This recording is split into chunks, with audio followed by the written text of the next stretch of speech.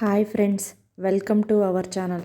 ఈరోజు వీడియో ఏంటంటే కారప్పొడిని ఎలా ప్రిపేర్ చేసుకోవాలి. దోశ మీద వేసుకుంటారండి. అది ఎండుమిర్చి, ఎండు కొబ్బరి, ధనియాలు, వేరుశనగపప్పు, మినప్పప్పు, తెల్లవాయలండి. అవి ఒలిచి పెట్టుకోవాలి. ఆవాలు, జీలకర్ర, మెంతులు కొద్ది కొద్దిగా వేసుకోవాలండి. స్మెల్ వస్తుంది. స్మెల్ వచ్చేదానికోసం ఇది చాలా టేస్టీగా ఉంటుందండి. రైస్లో కూడా వేసుకోవచ్చు నెయ్యి వేసుకొని. ఇప్పుడు ప్యాన్ పెట్టుకొని కొద్దిగా ఆయిల్ వేసుకోవాలి. కొద్దిగానే వేసుకోవాలి, మరీ ఎక్కువ వేసుకుంటే ముద్దలాగా అయిపోతుంది పౌడరు. ఇప్పుడు వేరుశనగ గుళ్ళని వేంపుకోవాలండి. బాగా వేయించుకోవాలి. సిమ్లో పెట్టుకొని వేయించుకోవాలి, లేదంటే మాడిపోయినట్టు అనిపిస్తుంది. ఇది రైస్లోకి కూడా చాలా బాగుంటుంది. వైట్ రైస్లోకి, దోశ మీద అయితే ఇంకా చాలా బాగుంటుంది. నెయ్యి వేసుకొని కారప్పొడి వేసుకొని తినొచ్చు.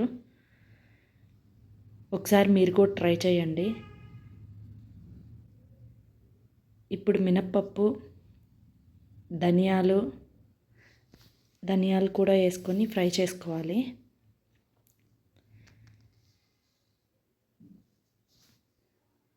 బాగా ఫ్రై చేసుకోవాలి. మంచి అరోమా వస్తుంటుందండి ఫ్రై చేసేటప్పుడు.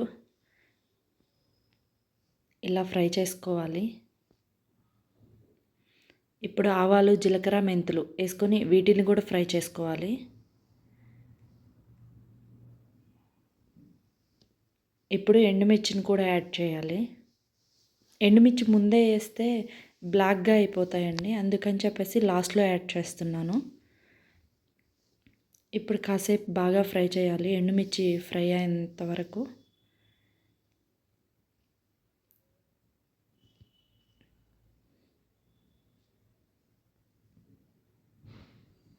చూడండి, మంచి కలర్ కూడా వచ్చింది.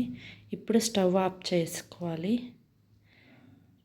ఇది మా ఫ్రెండ్ వాళ్ళ ఇంట్లో చేస్తున్నానండి. మా ఫ్రెండ్ ఎప్పటి నుంచో అడుగుతుంది, అందుకని చెప్పేసి తనకు చేసి ఇచ్చాను. ఇది మీకు ఒకసారి చూపిద్దామని చెప్పేసి. ఇది కొంచెం తడిగా ఉందండి కోకోనట్, అందుకని చెప్పి ఆ వేడి మీద బాగా డ్రై అవ్వద్దని చెప్పేసి ఆఫ్ చేసిన తర్వాత యాడ్ చేశానండి.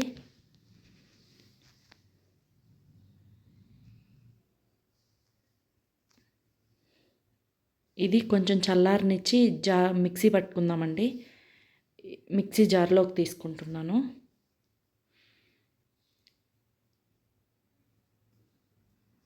ఇట్లా జార్లోకి తీసేసుకొని కొద్దిగా సాల్ట్ వేసుకోవాలి తగినంత. నేను కల్లుప్పు యాడ్ చేశాను. కల్లుప్పే టేస్టీగా ఉంటుందండి. సాల్ట్ అనుకో చాలా వేయాల, కల్లుప్పు అనుకో బాగా టేస్టీగా అనిపిస్తుందండి. ఇలా మిక్సీ పట్టించుకోవాలండి. చూడండి ఎంత పొడి. ఇప్పుడు వెల్లుల్లి వేసుకోవాలి.